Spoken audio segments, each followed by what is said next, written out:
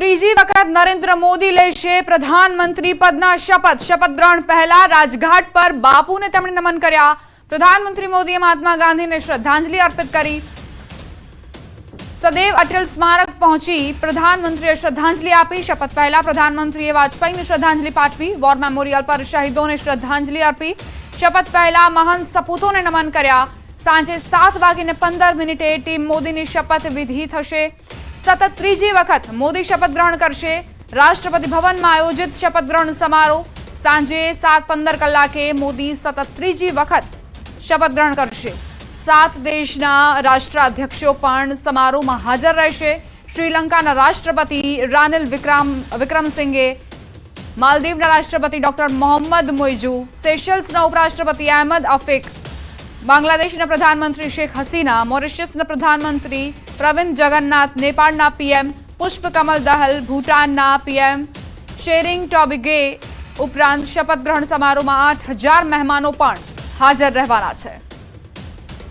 તો મોદી 3.0 જેની માટે તૈયારીઓ કરી લેવામાં આવી છે। 7 દેશોના રાષ્ટ્રાધ્યક્ષોને પણ નિમંત્રણ આપવામાં આવ્યું અને તેઓ પણ આવી પહોંચ્યા છે। આજનો શપથ ગ્રહણ સમારોહ છે તે એટલા માટે પણ ખાસ છે કારણ કે જવાહરલાલ નહેરુ બાદ પ્રધાનમંત્રી નરેન્દ્ર મોદી એવા બીજા પ્રધાનમંત્રી છે જેઓ ત્રીજી વખત શપથ ગ્રહણ કરવા જઈ રહ્યા છે। અને દર વખતની જેમ, કારણ કે 2014માં આપણે જોયું, 2019માં જોયું, આ જે શપથ ગ્રહણ સમારોહ છે તેમાં જે પાડોશી દેશો છે તેમને પ્રાધાન્ય આપવામાં આવી રહ્યું છે અને આ વખતે પણ એ જ નીતિને અનુસરવામાં આવી છે। પાડોશી પ્રથમ એ નીતિને અનુસરીને તમામ જે પાડોશી દેશો છે તેમના રાષ્ટ્રાધ્યક્ષોને નિમંત્રણ આપવામાં આવ્યું। જે મહાસત્તાઓ છે તેમને બાજુમાં મૂકીને ભારતે પાડોશીઓને પ્રાથમિકતા પ્રાધાન્ય આપ્યું છે અને એ જ પ્રકારની ઝલક મહેમાનોમાં તમને જોવા મળશે।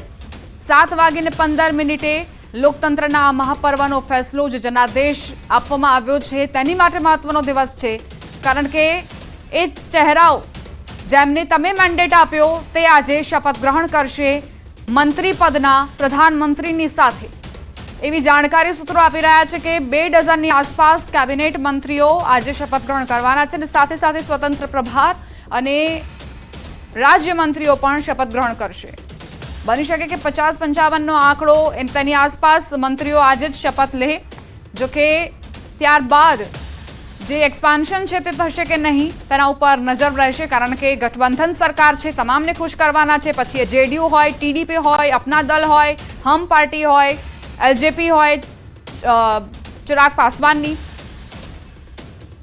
कैबिनेट मंत्री कौन बनेंगे ये लगभग क्लियर हो चुका है कि किनको कैबिनेट का दायित्व दिया जा रहा है, किनको राज्य मंत्री का दायित्व दिया जा रहा है माफ कीजिएगा, और किनको स्वतंत्र प्रभार दिया जा रहा है। तो अब यहाँ पर क्योंकि बैठक खत्म हो गई है, लगातार मंत्रियों की गाड़ियां अब देखिए बाहर निकल रही हैं 7 RCR के गेट से, और यहाँ से अब ये मंत्री अपने अपने होटल या घर पर जहाँ पर रुके हुए वहाँ पर पहुँचेंगे। और आज शाम को ये कैबिनेट की जब वहाँ पर प्रधानमंत्री के साथ शपथ लेंगे कैबिनेट मंत्री, जिनको शपथ दिलवाई जाएगी, ये तमाम मंत्री वहाँ पहुँचेंगे।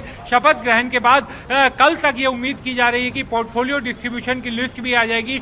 ये भी क्लियर हो जाएगा कि किस मंत्री को क्या मंत्रालय मिला। लेकिन एक बात जो आपने कहा कि ज्यादा चुनौतियां, तो निश्चित तौर पर पिछली बार हमने देखा कि बीजेपी की अपने बूते पूर्ण बहुमत की सरकार थी, उसके बावजूद जब सरकार बनी तो एनडीए के सहयोगी दलों को भी शामिल किया गया था।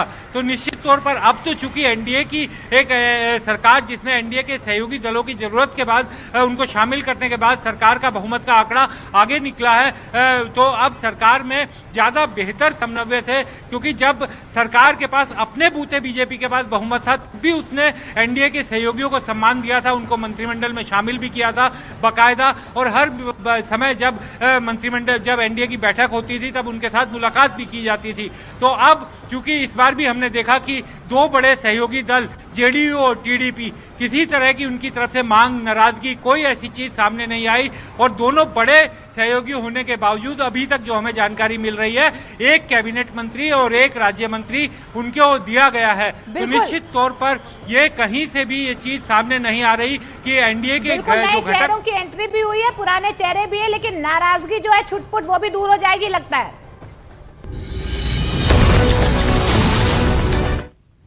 તો બેઠક પૂર્ણ થઈ છે।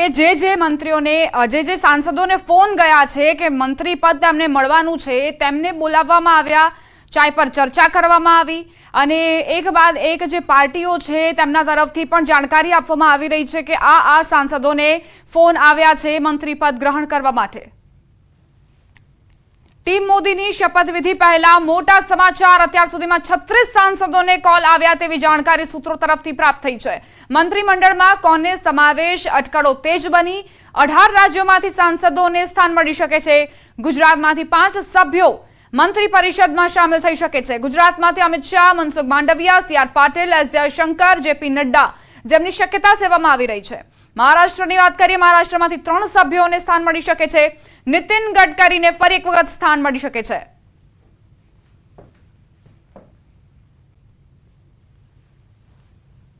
સંવાદદાતા ગીતા મહેતા લાઈવ જોડાઈ ગયા છે, તેમની પાસેથી વધુ જાણકારી લઈએ। ગીતા, નજર રાખવામાં આવી રહી છે અત્યારે કે આખરે ગુજરાતથી કયા એવા ચહેરાઓ હશે જે મંત્રી પરિષદમાં સામેલ થશે?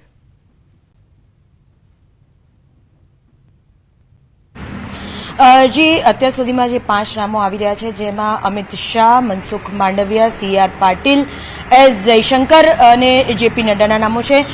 એક છઠ્ઠું નામ આવી રહ્યું છે નીમુબેન બામણિયાનું, જેઓ પણ ભાવનગરથી સાંસદ છે, પરંતુ તેઓનું નામ કન્ફર્મ નથી થઈ રહ્યું। પરંતુ જે કન્ફર્મ થયેલું લિસ્ટ છે એમાં અમિતભાઈ, મનસુખ માંડવિયા, સી.આર. પાટીલ, જે.પી. નડ્ડા અને એસ. જયશંકરનો સમાવેશ થાય છે। અત્યાર સુધીમાં કુલ 49 નામો પર મહોર લાગી ચૂકી છે। 49 જેટલા સાંસદો ઓલ ઓવર ઇન્ડિયામાંથી છે જેમને કોલ આવી ચૂક્યા છે અને તેઓ હાલ પીએમ હાઉસ પર જે ચાય પે ચર્ચા ચાલી રહી છે તેમાં ભાગ લઈને જસ્ટ તેઓ નીકળી રહ્યા છે।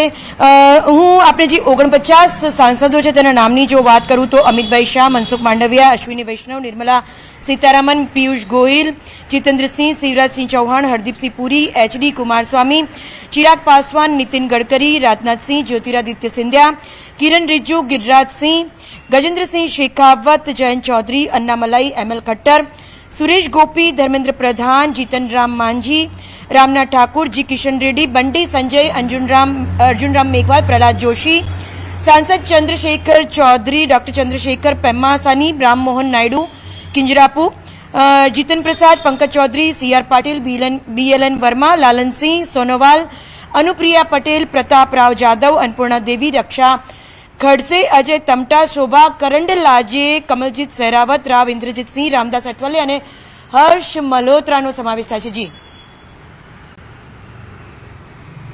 ગીતા, અત્યારે 5 ચહેરાઓ જે ગુજરાતમાં જોઈ રહ્યા છીએ તેમાં પરસોત્તમ રૂપાલાની ચર્ચા ક્યાંય નથી, તો શું તેમને જે આ વિવાદ થયો ક્ષત્રિય આંદોલન તે નડી ગયું?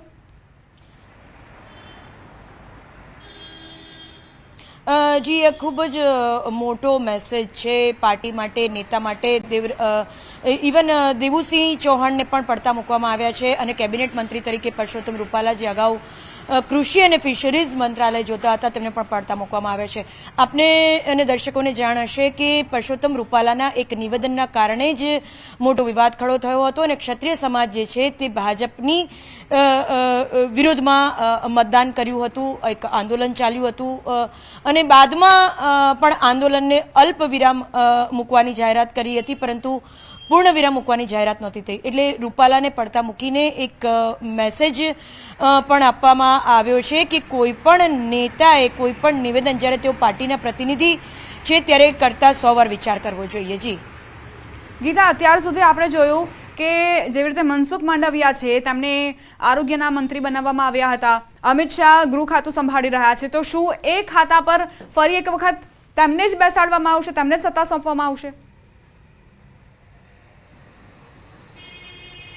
જી, સોર્सेस એવું કહી રહ્યા છે કે આજે સાંજે શપથવિધિ સમારોહ થશે અને ખાતાની જે ફાળવણી છે તે કાલે કરવામાં આવશે, પરંતુ સૂત્રોનું માનીએ તો જે મંત્રાલયો જે મંત્રીઓ પાસે પહેલા હતા અને જેમને રિપીટ કરવામાં આવ્યા છે તેમને સેમ મંત્રાલયો સોંપાય તેવી સંભાવના છે। એટલે કે અમિતભાઈ ગૃહ ખાતું સંભાળશે, મનસુખ માંડવિયા હેલ્થ સંભાળશે અને એસ. જયશંકર જે છે તે પહેલા પણ વિદેશ મંત્રાલય જોતા હતા અને ફરીથી તેમને વિદેશ મંત્રાલય સોંપાય, નિર્મલા સીતારામનને પણ નાણાં ખાતું સોંપાય તેવી એક સંભાવના સેવાઈ રહી છે અને સૂત્રો પણ એ જ કહી રહ્યા છે। જી આભાર ગીતા જાણકારી આપવા માટે। તો મહત્વપૂર્ણ જાણકારી એ કે સીસીએસના જે ખાતા છે તે ભાજપ પોતાની પાસે જ રાખશે, પછી એ ગૃહ ખાતું હોય, વિત્ત મંત્રાલય હોય, પછી સુરક્ષાને લગતું રક્ષા મંત્રાલય, આ એવા જે પોર્ટફોલિયો છે તે પોતાની પાસે જ રાખશે. જો કે અન્ય જે ગઠબંધનના સાંસદો છે તેમને અન્ય પોર્ટફોલિયો આપવામાં આવશે. કાલે એ તમામ વિશે વિસ્તૃત જાણકારી પણ મળશે. અત્યાર સુધી એ તમામ સાંસદોને માત્ર ફોન આવ્યા છે કે તમને અમે મંત્રાલય સોંપીશું, એટલે શપથ ગ્રહણ તેઓ આજે કરવાના છે. પોર્ટફોલિયોનું જે વિભાજન છે તે કાલ સુધીમાં જાણકારી આપવામાં આવશે.